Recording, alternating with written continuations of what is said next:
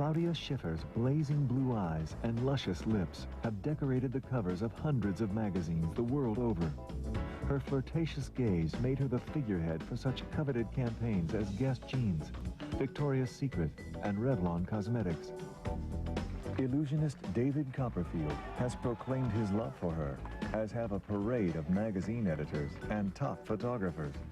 It's a healthy beauty. It's the way her skin radiates when you see her. She's not too exotic, she's not too beautiful, she's right in the middle. She radiates such great energy, above and beyond the normal model.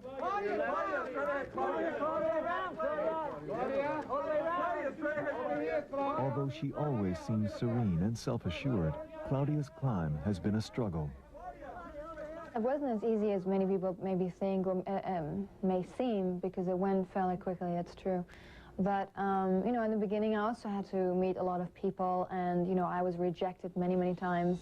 In the next half hour, Model goes beyond the perfect image to discover the real woman. Tell us if we ever really see the real Claudia in the pictures. Are you there? I'm always there. But who is really me? I don't know. It's always me. From her early struggles with rejection to her rise as a model mogul.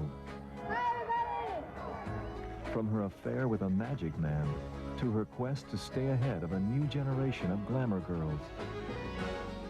Model talks to her longtime companion, David Copperfield. There'll be a lot of magic at my wedding, but no tricks. And modeling magnate, John Casablancas. I had this kind of very Germanic idea about her, that she was very much in control and had very little sense of humor, so I was like fearing meeting her and so on. And a journalist offers his report on the model and her magician. I think that what is setting her apart really today, aside from her obvious good looks, is her relationship with David Copperfield. Meet the model who makes it all look easy, and learn how tough it really is.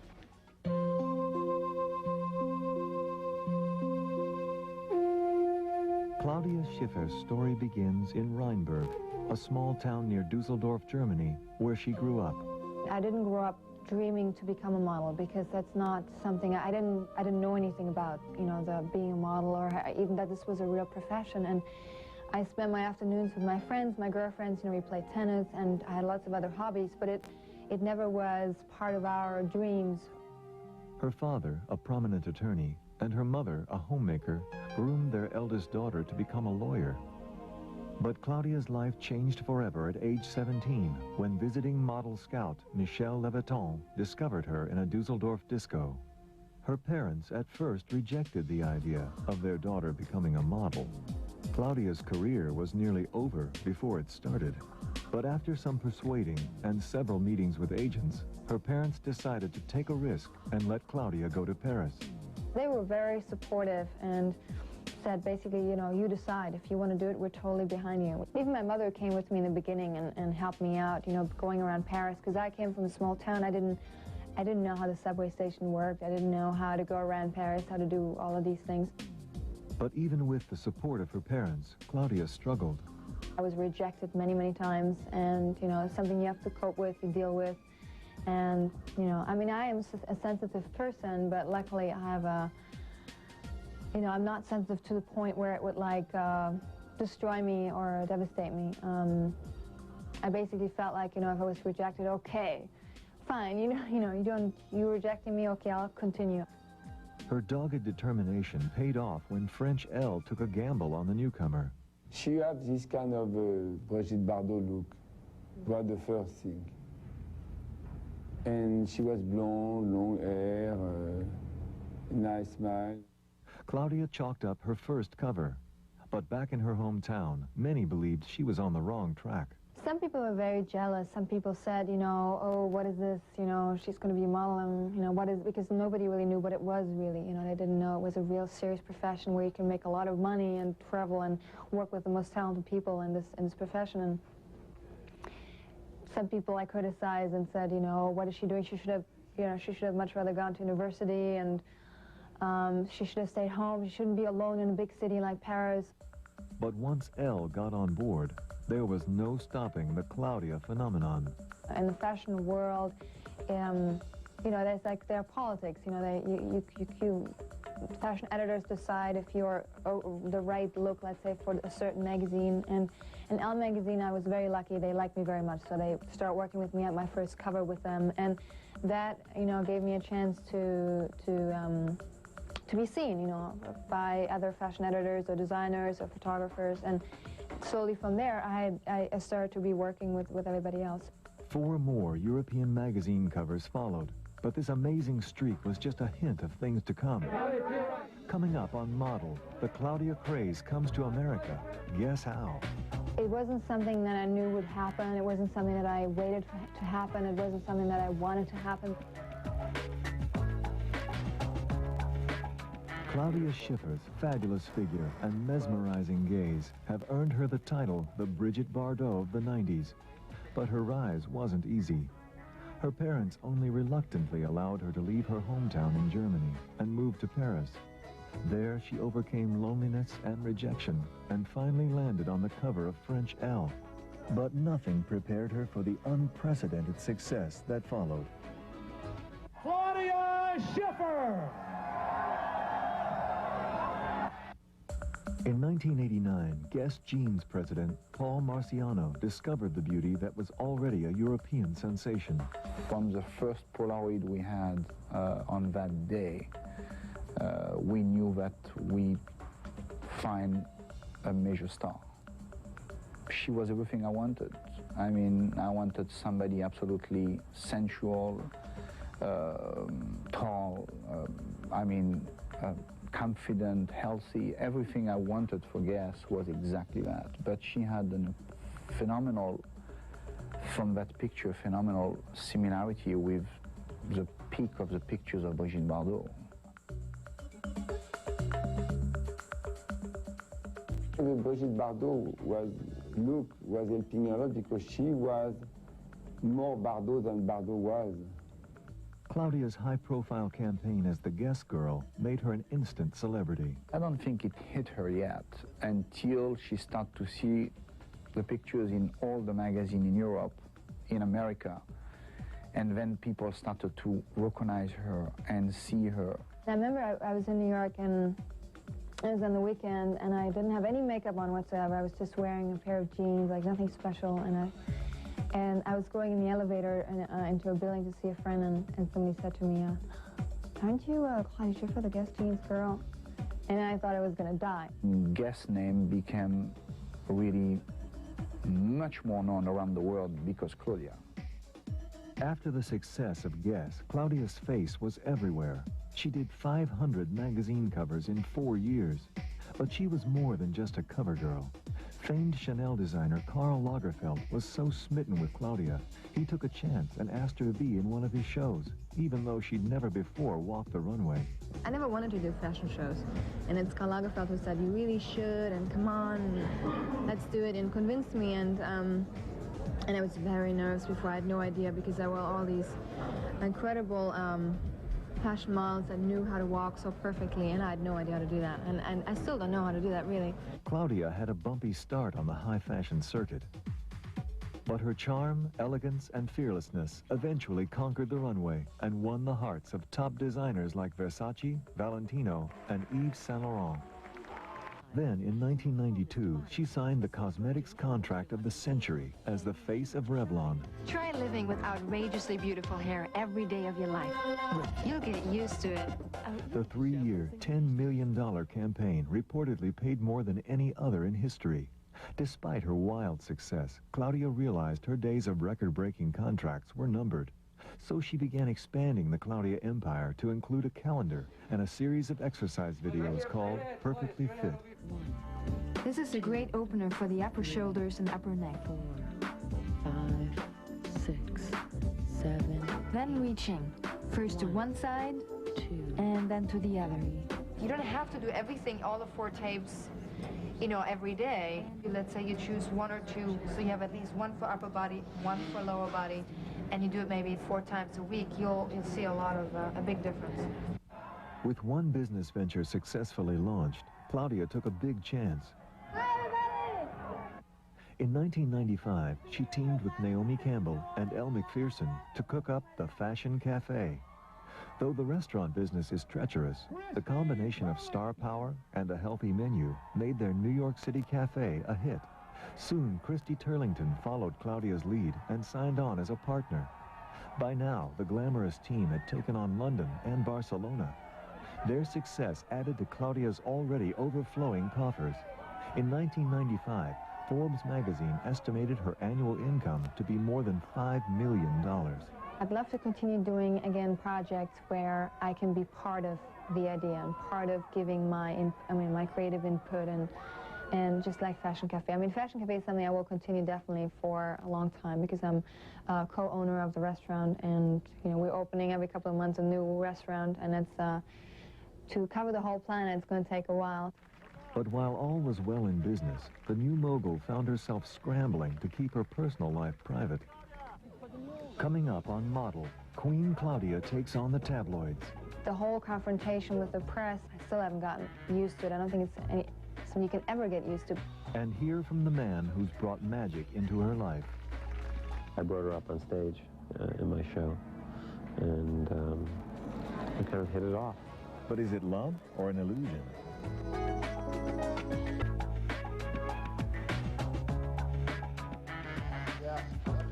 Claudia Schiffer has reaped a fortune posing for the cameras.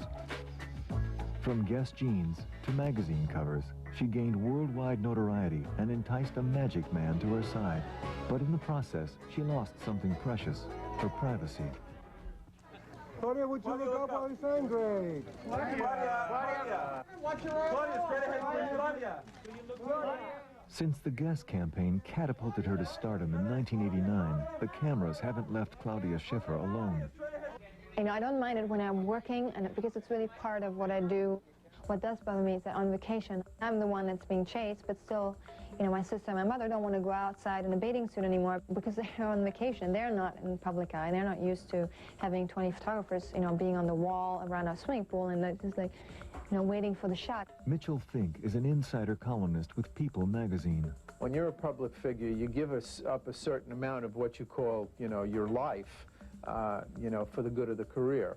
And you have to know how to balance it, when to turn it off and when to, know that you're on your own time now. People definitely want to know. I mean, it's incredible the appetite that the public has for anything having to do with any kind of famous people. Seeking refuge, Claudia moved to Monaco in 1987. But even there, the press hounded her, linking her to Prince Albert.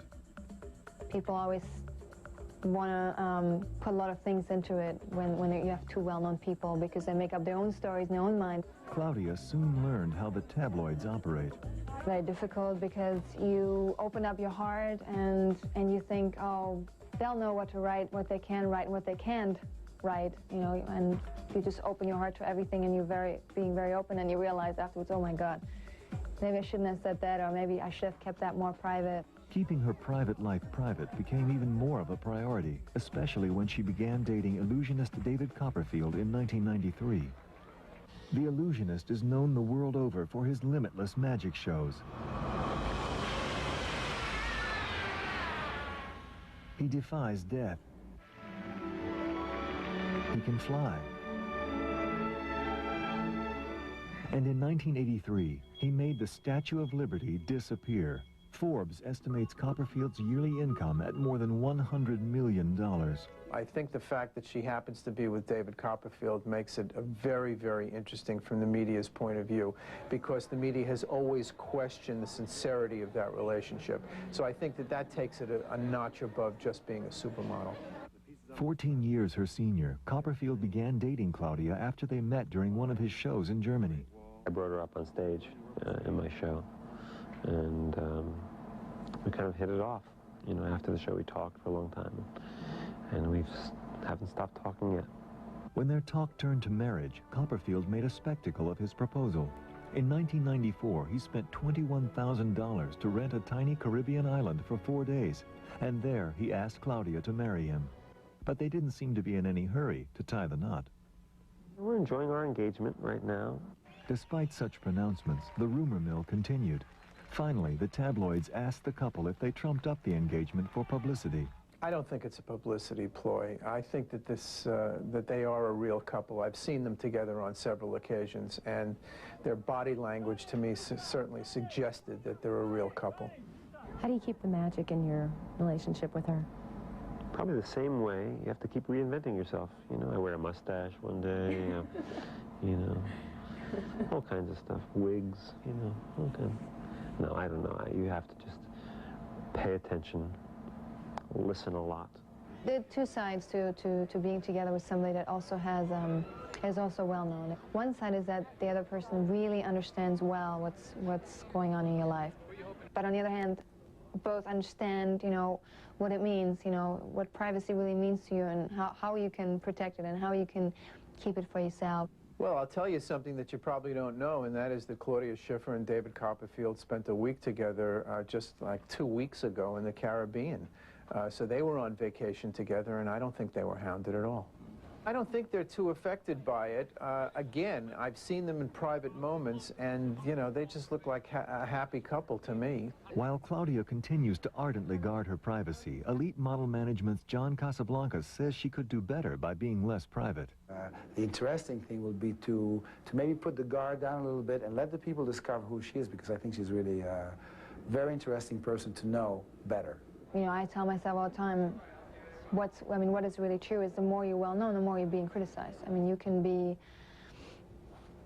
somebody very, very well known and do great, whatever you do, be really great at what you do, and you still will be always criticized because that's just the way it works. Coming up on Model, Claudia lets her guard down for Playboy.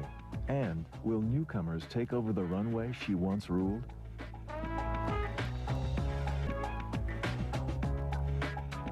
Claudia Schiffer is at the height of her career as the best-paid supermodel in the world. But how long can she hold the throne? Especially with a new breed of younger, hipper, and less expensive girls nipping at her heels. You look great. You do. You look beautiful. Claudia Schiffer commands up to $25,000 a day. But not everyone is willing to pay the high prices. Every season you hear, oh, this designer only wants to work with the girls that are like starting, which means that, you know, they don't demand as much money and so on. I've heard that many, many times. You know, we can't work with any supermodels because, you know, we don't have the budget. Or, for example, and a good example is some designers say, oh, we can't work with supermodels because that brings more attention to the girl than to the actual dress. Could this mean the end of the supermodel era? No, I think once you've made it, once you've really made your name, it's an advantage because you can do whatever you want. The queen of the supermodels rewrote history in May 1997 when she signed a record-breaking cosmetics contract as the face of L'Oreal. In the same month, she graced the cover of Playboy and made her acting debut in the film Blackout with Dennis Hopper. So what more could she want? One day I would like to have children, but that's really a long, long time from now. I mean, now I still work, you know, I still work a lot in the fashion world because I enjoy it, but I'm much more selective because I want to keep the rest of my time for, you know, projects like the exercise videos, like Fashion Cafe, like my calendar, you know, and contracts I have with cosmetic companies or, you know, with other people. Beyond taking time out for business, Claudia extends herself by giving to her favorite causes. And once again, she makes it look effortless. She is the spokesperson for the Breast Cancer Coalition and donates the royalties from her calendar to pediatric AIDS. Today, she's doing a hand molding for the Make-A-Wish Foundation. The mold will ultimately be auctioned off to make the wishes of terminally ill children come true. Let's say in 10 years from now, I'll be probably doing much less of modeling because I'll be too old for modeling. 36 or 40 years old, I think then I would love to do more in terms of more for charities. Though she makes mega success look easy, Claudia's story is really one of hard work and daring. From the teenage girl who left a comfortable home for Paris and the unknown, to the budding star who conquered the runway, to the woman who forged some of fashion's most lucrative deals, Claudia has overcome all obstacles. And that drive makes her fearless as she faces the future. You know, everybody gets older. I mean, your friends grow older with you, and, you know, so it is not something that happens to you alone, where you're left alone and suddenly you become older. It's like the people around you, you know, become older too, and if I look at my mother, you know, who's obviously much all over 50, and she looks really beautiful. So if I can look like her and be like her, I mean, she's admired by so many people and has so many friends, and you know, I'd love to have that kind of life.